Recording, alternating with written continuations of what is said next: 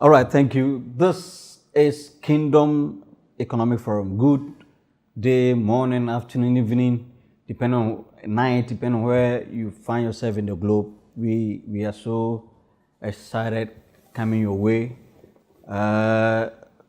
This program is in partnership with the New African Concept. Once again, in the studio is Dr. Joshua Oponsafo, the founder of the New African Concept. Doc, you're welcome. Thank you very much. Do you have any news for the celebration, the New African Concept? Well, I think for now, all efforts are towards the GHS and SHS Leaders Conference on the 27th of June. June 27th of June. Yes, at Tama. Okay. That's what we are gearing up for. That's our next session. So parents around encourage your wards to join this program. It's especially those who will be writing their BC and WASI this very year. A very special package. Parents, please encourage them.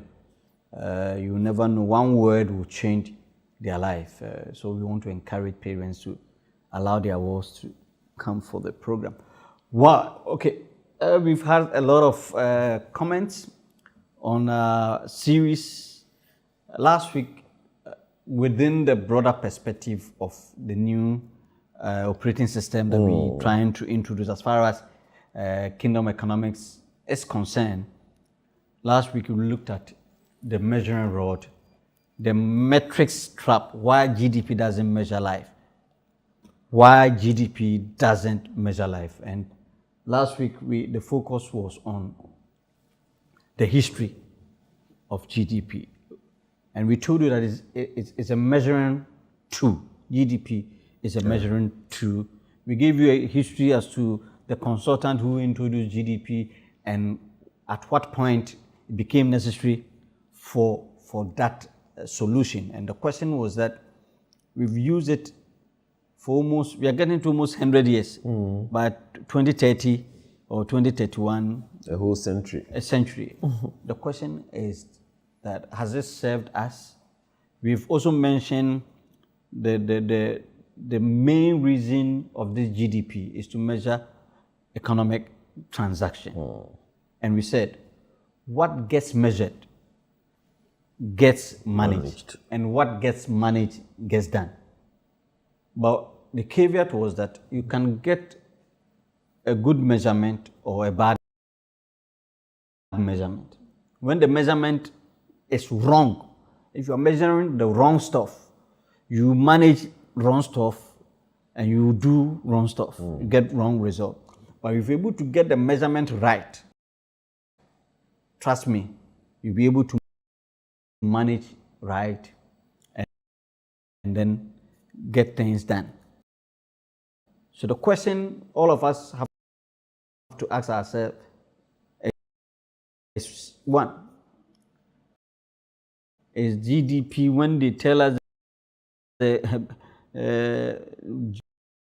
growth, GDP growth and all those things, does it reflect in our life? That's a question we all want to ask us. So when today we are saying that GDP has been used, people who have done their PhD, the professors, they are doing intelligent. I keep on saying, we have excellent, intelligent people across. I think some might even have gotten Nobel Peace Award around these. Definitely. Yeah, damn well. But there are some pitfalls. There are some potholes as far as GDP is concerned. That's what we want to look at.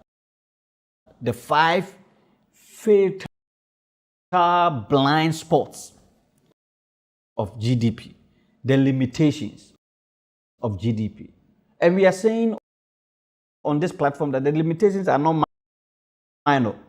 They are not minor limitations. And so stay glued, listen to us as we come up with some of these blind spot. Number one, maybe, Doc, maybe you want to make a statement, or you can continue. We started there. Okay, so thank you very much once again, Anna, and then we are all warmly welcome once again to the Kingdom Economic Forum. And it is necessary for us to reiterate or repeat again and again that these discussions is not meant to, or they are not meant to discredit GDP. The relevance of GDP. Sure. It is rather to critique the operational framework and then also to outline a number of limitations and hence the need for a more comprehensive framework. We've given you the history last week, and by that we are able to tell that it was brought on board to solve a pressing issue at that time, and its relevance still lingers until now, which is very, very good. However, just as the person, Simon, together with his team, already indicated in their report, or cautioned in their report, that this gross national income, as it was in their time, and now the gross domestic product, good as it is not enough, or it is not a measure of the true wealth and welfare of the citizens or the people in a nation. Sure. So it is obvious that these things have certain limitations. So I think these are some of the limitations that we want to, and just like you've said, they are not minor. They are weightier matters. Weightier matters.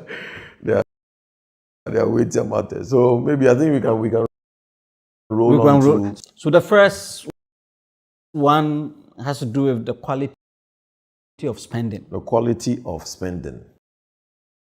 It is just, GDP is just telling you the spend, but it doesn't get to. So GDP counts all spending as positive, regardless of what is being spent on. And this, we need to take time and look at it. Very. GDP says we should spend. In fact, if you are not spending, you are not a friend of GDP. No, it does not factor you at all. It doesn't factor you. So GDP says we should spend. And that's why we do budgets here and there. Spend. In attempt for us to spend, it does not give regards as to what are we spending on. So maybe if I can give an example, then maybe you come in. Okay, fine. Consider a country could spend billions on prisons, and GDP goes up.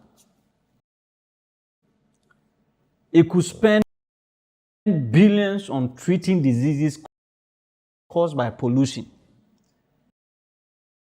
and GDP goes up.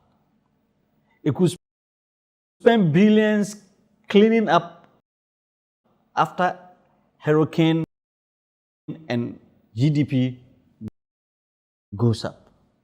It could spend billions on divorce lawyers and therapies and bankruptcy procedures,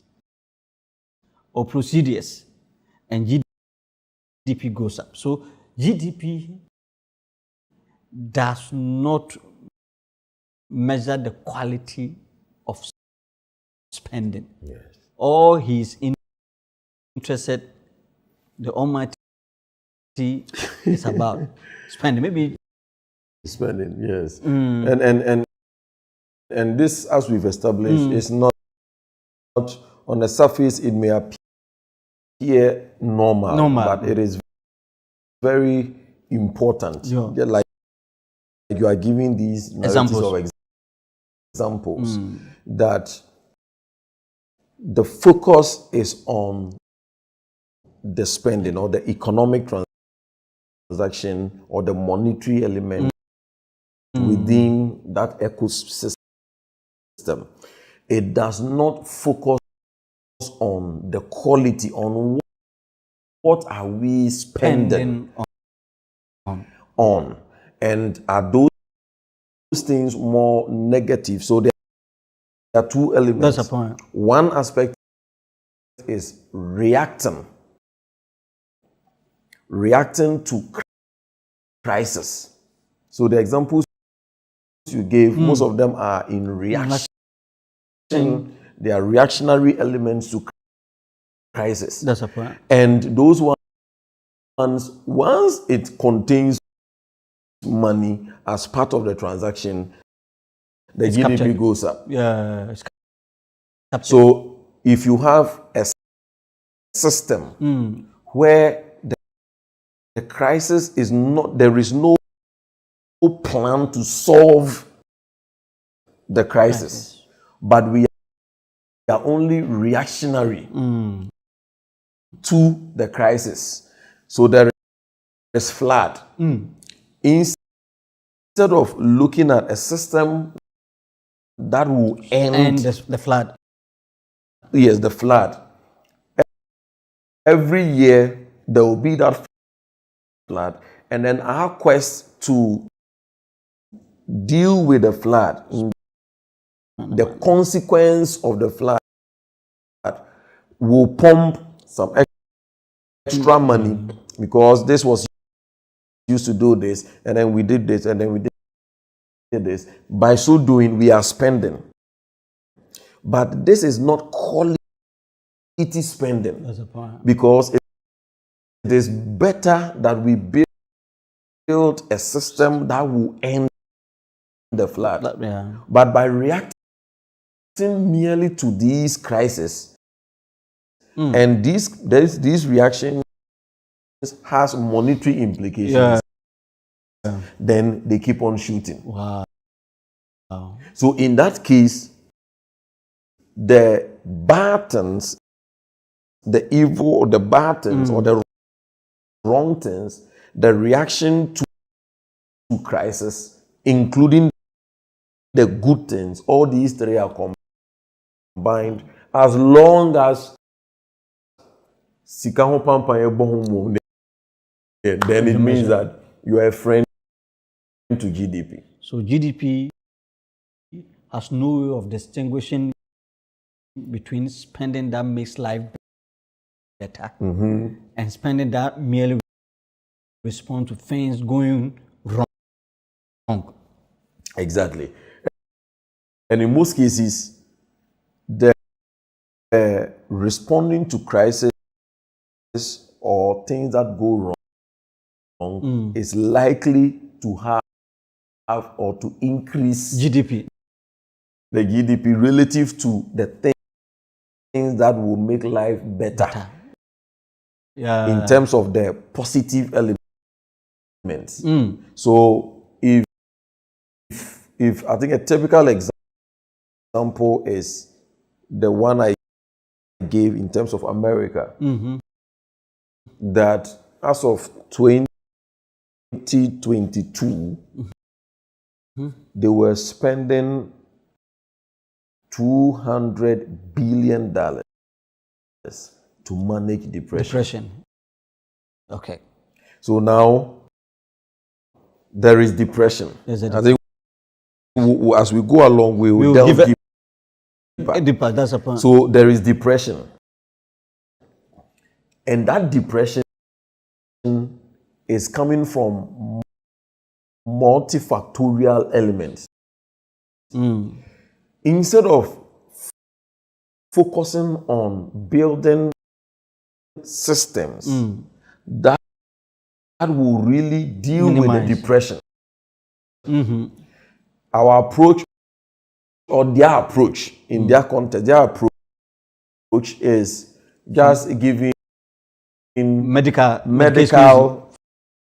and then maybe psychological treatment here and there. And the end result is that in a year, and remember that IMF is giving us 3 billion.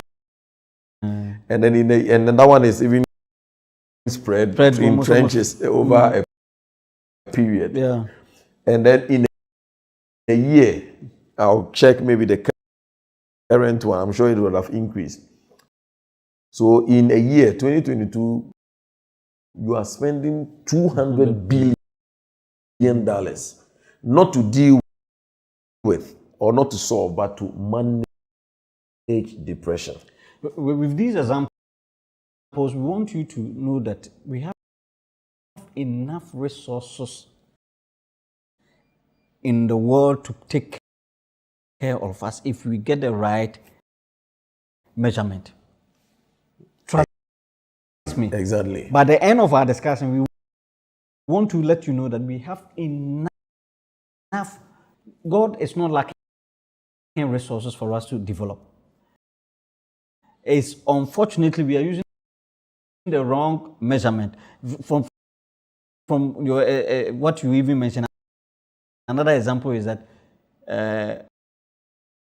if somebody visits hospital for a preventable illness, the same as they are measured as the same as somebody who visits the hospital for healthy birth. There's a disease. We don't clean your community, and mosquitoes are giving us malaria. Look at the amount of money we spend on malaria. And they are also add up to the GDP. But if you're able to deal with our surrounding, making the place very clean, yes, the level of infection or malaria infestation will be, a mosquito will come down, and then the implication is that we will have lesser people to treat at the hospital. Exactly. You get a point? Yes. So, so the more we have people with these maybe malaria and then infections visiting the hospital, then because it has monetary transactions, there's going to be a spike or an increase in the GDP narrative. Yeah. So these for instance, so we would say, like the US example I was giving, America the Great with all its systems. So it tells you outright. So the American syndrome confirms the prophetic statement of the consultant Simon Cousins that it is not the monetary income of a nation that does not measure the welfare of that nation. Else, how will it be the case that America is spending such amount on depression? Why will you be in America and you are depressed? And then you are depressed. Yeah. Listen, you are depressed. Those in Nigeria and Ghana. What should we do? What should we do? And Doc, in fact, the point we are making is that if a society has a good GDP, it is not the measurement that all the conditions are perfect. This means that societies can appear to be doing well economically, while their actual condition deteriorates. That's what we are trying to. Because the measurement of our economic indicator is the GDP. The GDP. So they might have good ratio, whatever GDP, nice one, but it does not guarantee that the condition is perfect. So therefore, rising GDP can even mask rising crime, rising illness, rising environmental destruction, rising social breakdown. And this can go on and go on, affecting life. Life can be even worse off. Even though the GDP is going up, but these things are increasing. So the first point is that GDP does not measure the quality of spending. They gather all together. Spending is spending. They consider all spending as positive, regardless of what is being spent on. Exactly.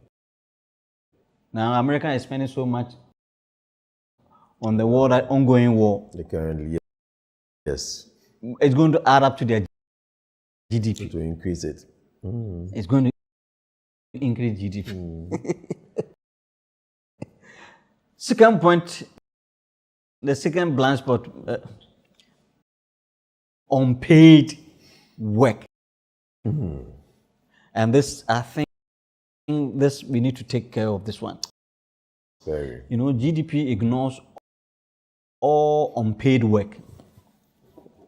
The work that for most of human history, that maybe it enhances life. GDP does not.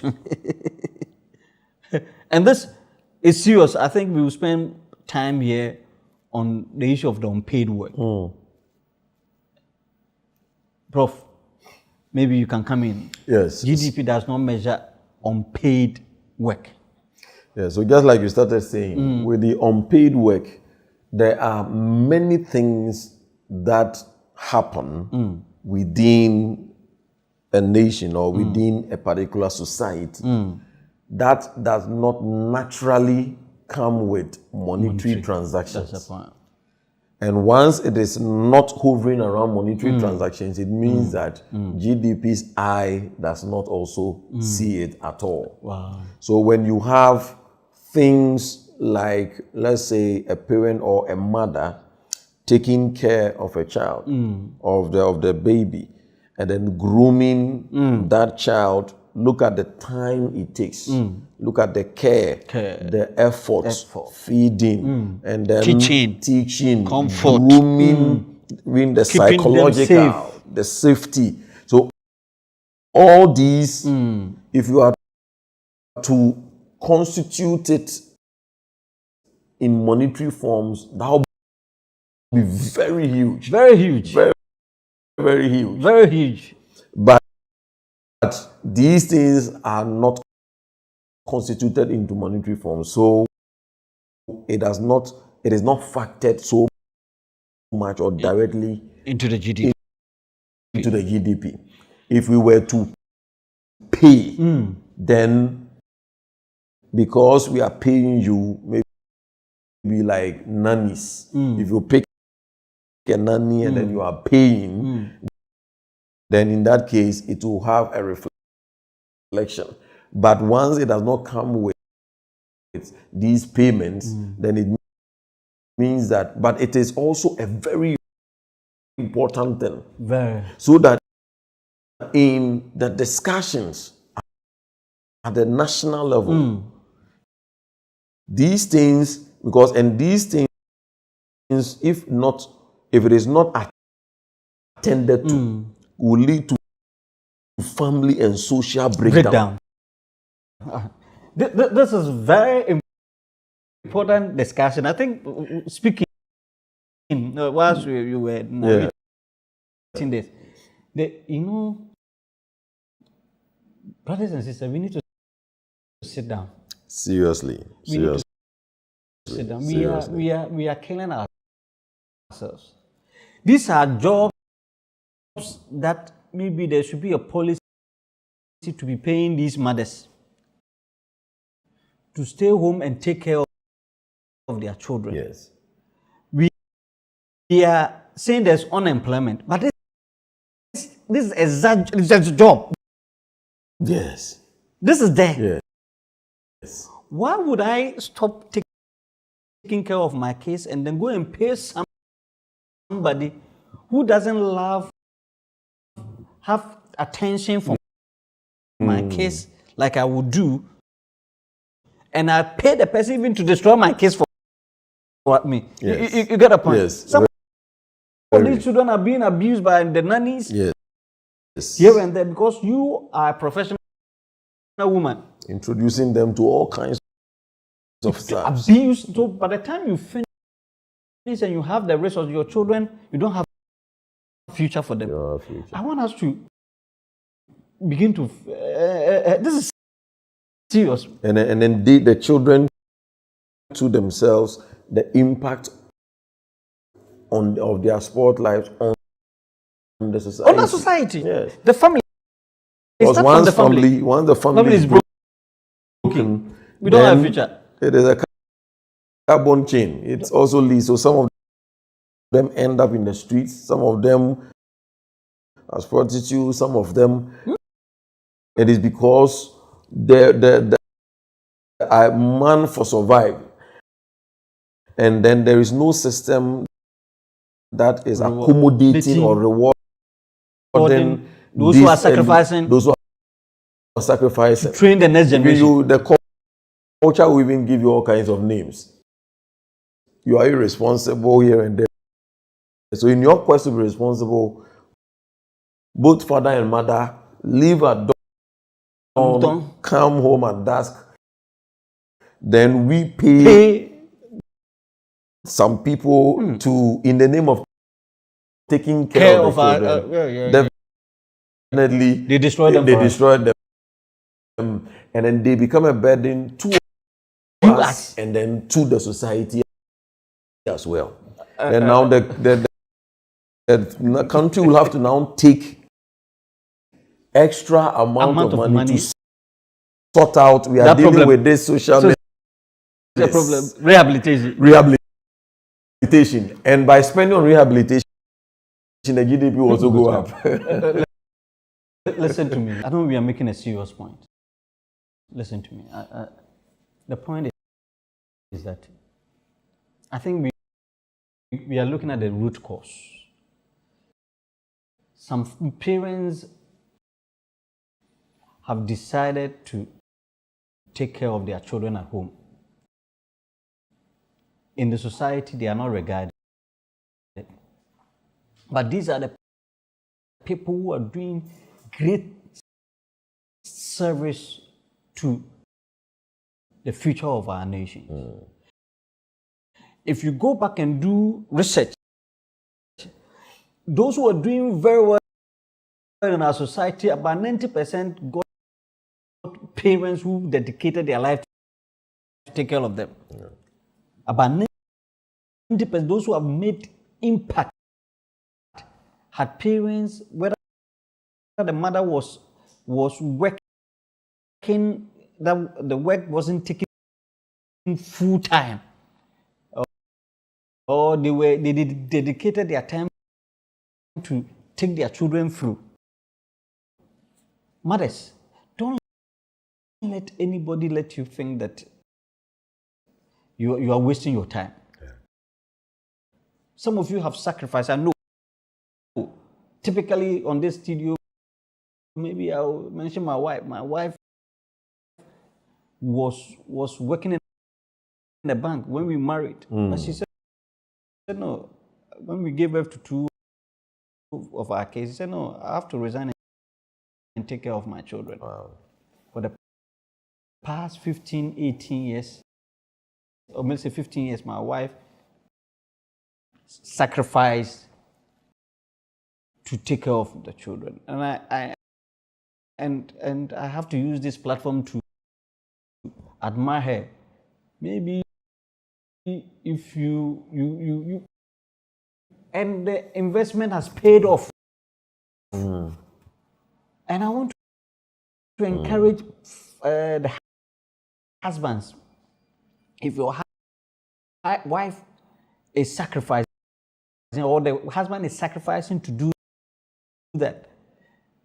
In fact, economically, if you look at it critically, if truth be told, some of you, the money you are paying to nannies, at the end of the month, the two of the parents are contributing to pay the nanny. Yeah. If you realize, if you do critical analysis, you realize that even your pay, you, the woman you are working, your pay is not up to what you are paying for these children. The child is 3 months, 6 months. You take the child to a school where every month you have to take the child to hospital, and then you pay these people to take care of these children, and the immune system of the child is not so strong. Yeah. And some of you can bear me out. If you sit back and do critical analysis, you realize that your pay is not even up to how much you are paying for the school fees and the daily feedings and all the transport you are taking the children to those schools. You think you are giving them better life. I want us to, and I also want to promote that we should find a way of paying mothers who are sacrificing. Yeah. Fathers, husbands, listen to me. We should, if you have a wife who is dedicated to take care, do commit to that. Don't treat them lightly. Let us find a way of helping them. All manners of diseases and sicknesses are coming to our women because they are overworking because of so-called professional life. What is more professional? Having trained your children, becoming somebody in the society. GDP must find a way of, in fact, this one is called the 24-hour economy, because this is the 24-hour. The mothers, they work 24 hours. This is the proper 24-hour job. Seriously. The politician listening to me. Seriously. Let's find a way of paying women who will stay at home and take care of their children for the sake of the next generation. Yeah. Because this is real work. Let's reward them. Let's honor them. Pay them well. So that our mothers and our sisters will not be struggling here and there because they want to be counted in GDP. Yeah. Maybe I don't know whether this one. It makes so much sense, and very, very, very important. Very, very, very important. And then it's because we have not come to appreciate the consequence. The consequence. You see, we the other time we made mention of it that there are two ways of thinking. Either you do systemic thinking or reactionary. And unfortunately, because we are on the reactionary side, we just look at reactionary is temporal. And the crisis happens, and then we are looking at this. So, for instance, we will wait for the social breakdown, and now we try to run rehabs. But in systemic thinking, you begin to look at the root cause, what led to this, then you begin to appreciate that amount of money that we are pumping into managing depression, into managing street children, into managing maybe robbery, what those social vices. It starts from yes. Can we down look back and then now appreciate mothers Mothers, this way, and we roll them, pay them. It's a whole work that they are doing. They're doing. Let's pay them. So that if the person is married, you can opt for, okay, maybe you want to work at the bank, or I want to stay, or you want to stay home, and it is work. It's work. And then now you are paid. So in that case, it is contributing to solving unemployment. That's the point. For our ladies, and then at the same time, you are saving the next generation. Reducing crime. So by after 10, 20, 30 years, when you do data assessment, you realize that, okay, there was, or maybe unemployment was at this level, crime was at this level, depression was at this level, but when we instituted these policies, these are, so our conversation here, once again, as I said at the beginning, it is not to jettison or throw this in, yes, in the dustbin, but rather to bring out the limitation that these very important aspects, the clause or the hands of GDP does not reach to them. And hence, in addition to GDP, we need a more comprehensive and inclusive frameworks, including some of these things. I'm sure we will come to the solution and what we proffer, and these should be constituted into policies and elements that can also bring on board a transformation. This is Kingdom Economic Forum. Sometimes whilst we are doing these discussions, other ideas will come in. Several. We want to solve a problem. Listen, if you're a mother and you know that is the area of your passion, don't let anybody deceive you that go and get a formal work. What you're doing is more formal, and I want to use this opportunity to talk to our politicians. This is work. Let's begin to find ways of paying mothers who stays at home and take care of children, and come up with a measuring system. If you are staying at home, you're expecting, because you see, the challenge is that now even government is being forced to have a KG, kindergarten as part of educational system. Look at the cost over there. Assuming we hand those over to mothers. Because the first 6 years. First 6 years is where they get common sense. They are taught values. They get them good structure. So still with that, we can include a curriculum and a measurement element to parents. To them. So if you are opting for that, then this is what. So it's not just that you are there just watching TV, morning to evening, and then you are paid. So it's serious. The kind of transformation. Wow.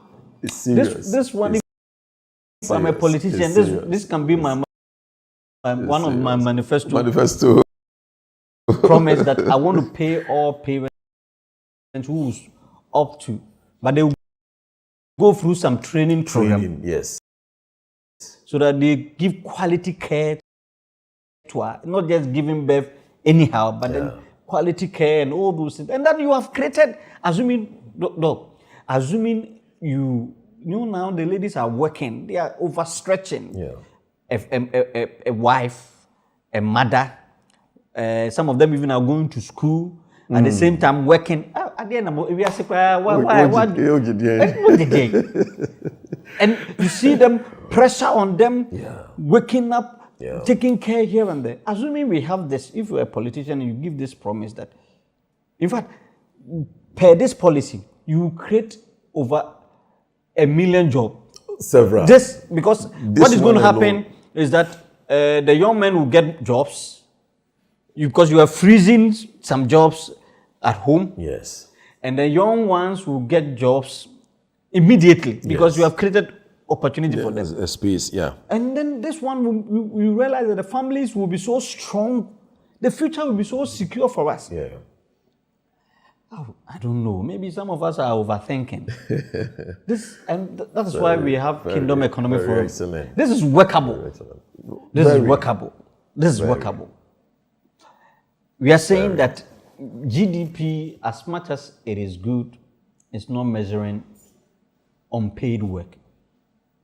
If you do somebody free service, community work, that there's no payment, GDP doesn't even capture it. If you do a donation, GDP is not measuring all those things. That's the weakness that we see in GDP. And it is a system, you see, because GDP has become the global gold standard, the governments are naturally compelled to engineer policies around that will get GDP up. That will get it up. And by so doing, the very things which are very much important, they are normally relegated to the bottom. So it is a whole cycle that runs.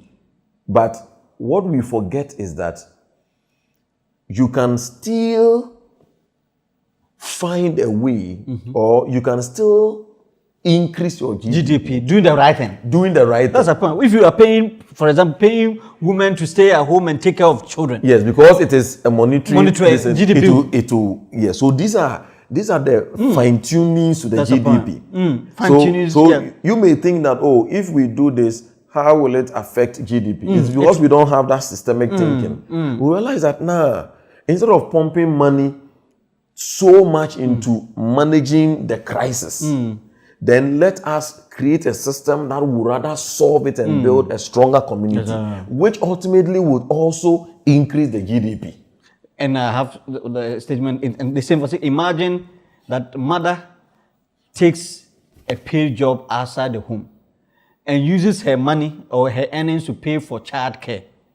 Suddenly, both her paid work and the childcare appear in GDP.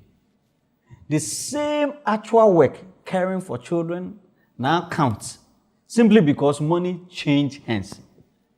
But there has been some economists, there's this, maybe let me read it. Economists estimate that if unpaid work were counted, it will add trillions of dollars to global GDP, as much as 50% or more in some countries. In our country, would have had more than 50% GDP. It will go beyond that. But because it is invincible, it is also devalued. The people who do it, that's this most often women, mothers and kids, are told that their work doesn't count. Taking care. Policies are designed without regard to its needs.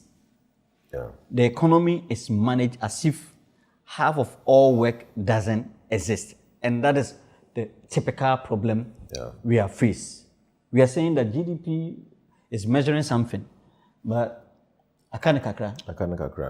Enye kakra, I think akane. Because there are so many, in fact, in our culture, this communal living was something that was so beautiful. Yes. If we had strengthened on that one, things wouldn't have been in the difficulties that we find ourselves now. And now everything has become money. Everything is even values or virtues like volunteerism is dying. Because it's not captured. It's not adding to GDP. So look at a beautiful value like volunteerism. It does not translate into GDP because you are not giving me anything. Money. So because of that, because the focus of the leadership is on money, monetary thing at all costs. And it does not really factor in on what grounds or what is it destroying. Then the citizenry also follow suit. And everything has become, so that's why there is sheer materialism. And obsession around money. Everything is money. Everything, the first question is how much. So it does not destroy only volunteerism, it destroys patriotism. Because at the end of the day, it is not what am I willing to do to advance the country. It is how much is the country willing to give to me, plus how much can I steal in addition to that. we can even deliberately create a mess. And in fact, before you don't continue, it's coming the third point.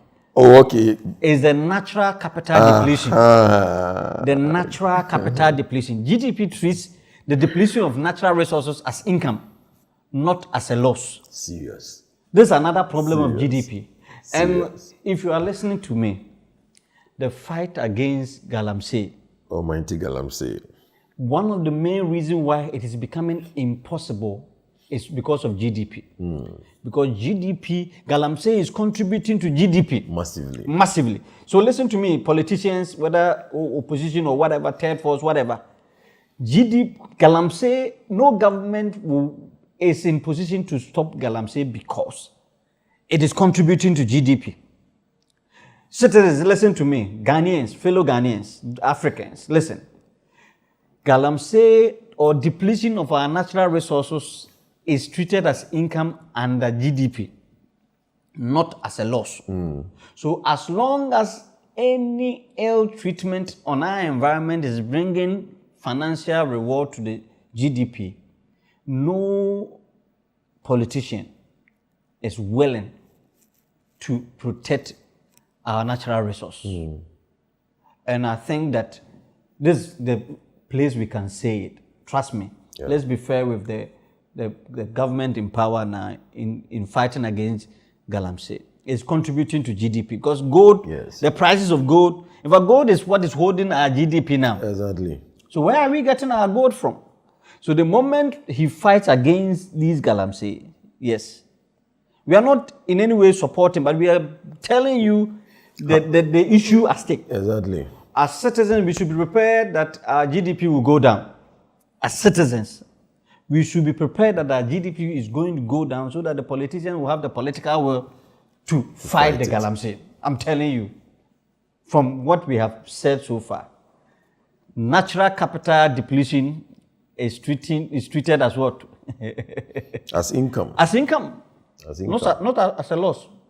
So the country cuts down an Asian forest or Galamsey, as I'm talking about. GDP counts the value of the Galamsey or the timber we have cut as growth. So now that IMF is telling us our growth is increasing, Galamsey is going to... is a massive contributor. GDP does not subtract anything for the fact that the forest is gone. No, or we have destroyed our land. It does not subtract. We haven't done that analysis to know, hey, even though we have gotten money, but Galamsey is destroying our land. Exactly. GDP does not factor the biodiversity loss, the carbon storage capacity, whatever, our soil erosion that through Galamsey is affecting our GDP. It does not factor. The beauty that future generation will never experience, we don't factor. I've traveled along the Galamsey area. Some of them, I can say that some of the towns in the next 10 years, it will be a ghost town. GDP doesn't factor. Close road network. They are digging. People are selling their houses for them. And the cost of living over there is increasing. And it's being factored that GDP is going up. It's also going up. But that's the negative consequences. Yes, very. So if you are listening to me, GDP does not capture natural capital depletion. Listen, this is like a business that sells its machinery and counts the proceeds as profit without accounting for the fact that it no longer has the machinery to produce anything.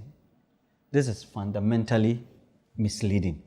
If we are destroying our land to count in GDP, analogy is like a factory that decided to sell his machinery to get some profit. But remember, next year, because the machinery is not there, he cannot produce. Yeah, we cannot produce. So if you are getting money from Galamsey to augment our GDP, and we are saying there is growth, it's one time, the result is that in the coming years, we will not be able to count those things because we have destroyed our environment. Yeah. Look, the fourth one is inequality. Inequality. GDP measures total output, not how that output is distributed. So inequality, maybe you can speak on that. Yes.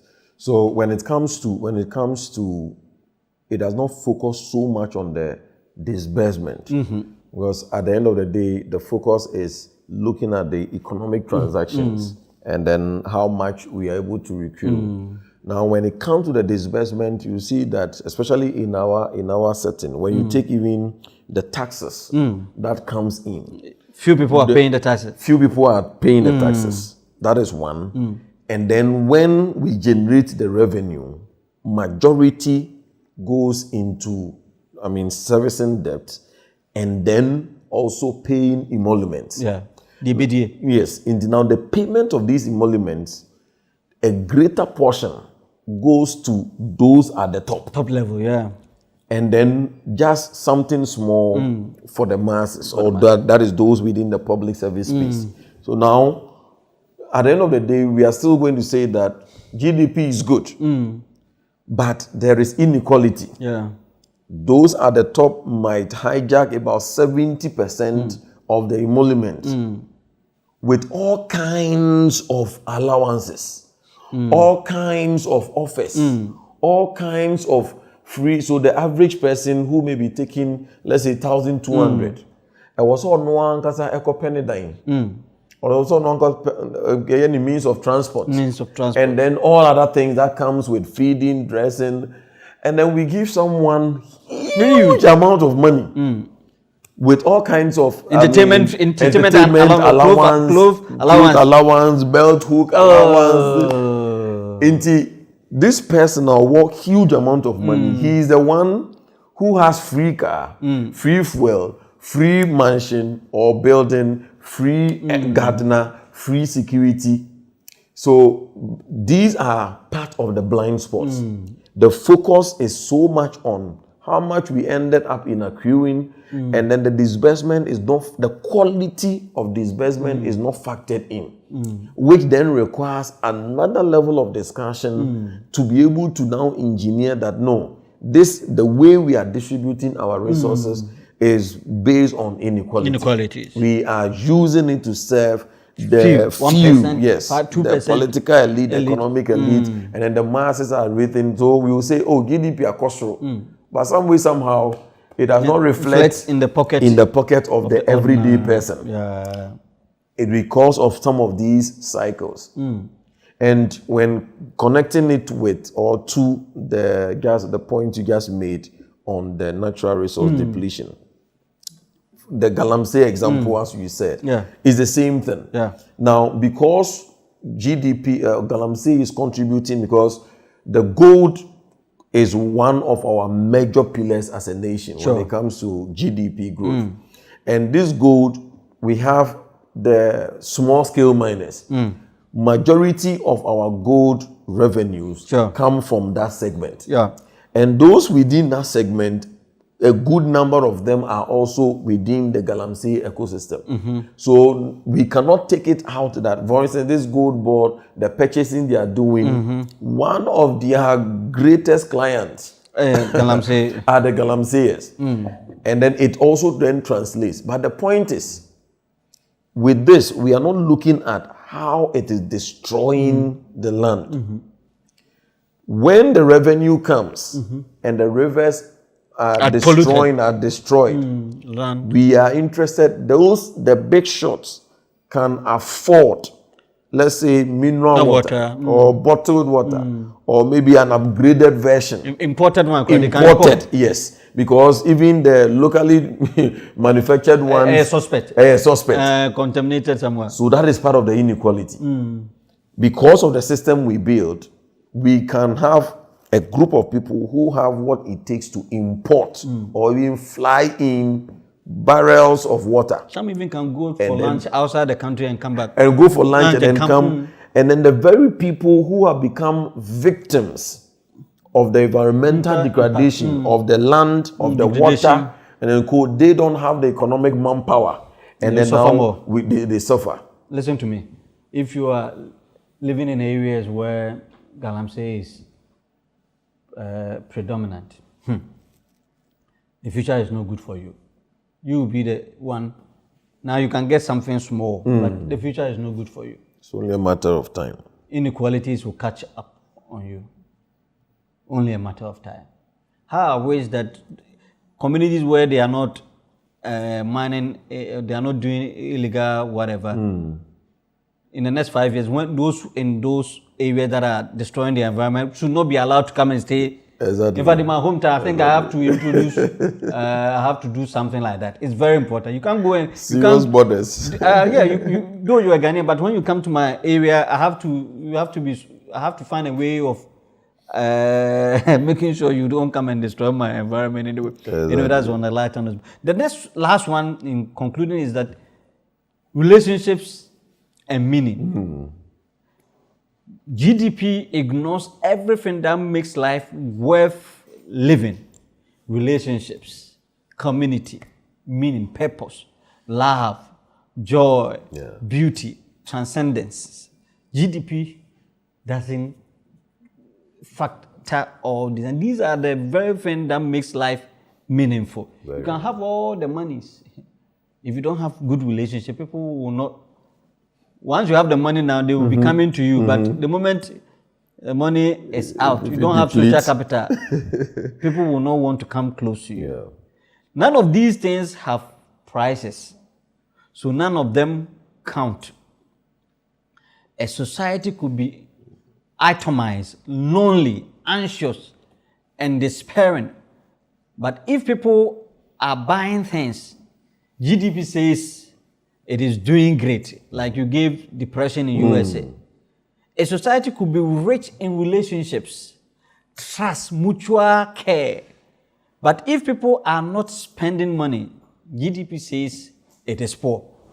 Yeah. Don't allow GDP to tell you that you are poor.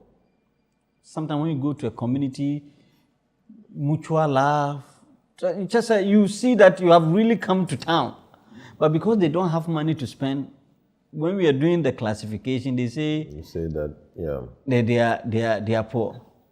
This is perhaps the most profound blind spot of all. It means that our master metric is systematically blind to the very thing that matter most. Yeah. We are managing for the wrong outcomes because we are measuring the wrong things. Brothers and sisters, today we came your way telling you 5 pitfalls, blind spots of GDP. We are not discrediting GDP, but we are saying that these 5 things are weightier matters. That change the narrative. Maybe next week, in order to let you know more of these things, we're going to tell you what some of the things that GDP, even though we've said it in passing, but other countries have tried to measure certain things that we want to bring to your notice. Grounds on which or why we need other metrics. Yeah. So we're going to discuss grounds, other than GDP. Just the GDP. Just the GDP. Yeah. So we're going to delve into that. And then maybe, if time will permit us, share what others have done. Yeah. And see the way forward. We would give you some of the indicators that we think that we should consider in GDP, in measuring GDP. If we are not able to finish, we will continue further and then give solution. This has been Kingdom Economic Forum. I have loved today's discussions. Don't just go back and listen. Share the links with friends, These are discussions that we are expecting the academia, the policymakers begin to delve into. And trust me, when we are able to look at them, we're going to get a better indicators and we're going to measure life in a better way. This has been Kingdom Economic Forum. Thank you for watching. Till we come your way next week. Bye-bye.